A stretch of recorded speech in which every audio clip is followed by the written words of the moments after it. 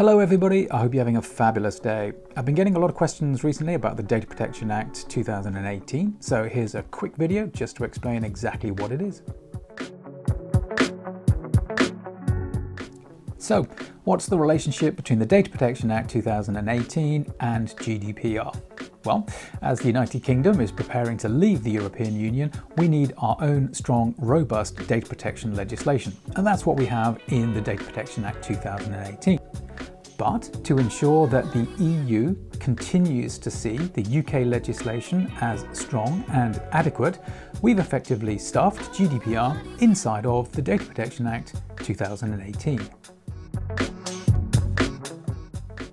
So the GDPR we all know and love remains in force. The recitals, the articles, and all the core principles remain exactly the same. So the Data Protection Act 2018 moderates the GDPR to ensure that it's fit for purpose in the United Kingdom. So here is a copy of the Data Protection Act 2018, and as you can see, it's telephone directory thick. Now, the good news is that for most of us, we won't be reading the entire legislation, and that's because of the way it's structured.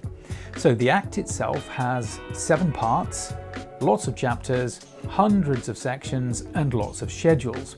And what you find in the Data Protection Act is 2 separate self-contained pieces of legislation that are relevant only to law enforcement and the intelligence services. So that's why it's so thick and got lots of information in there. So as I said, most of us will be referring only to part 2, which is the part about general processing, and of course the way the schedules work, which is to particularize and to make certain that this legislation works in the United Kingdom. So if you're a UK controller or processor, you're going to have both the Act and GDPR open in front of you.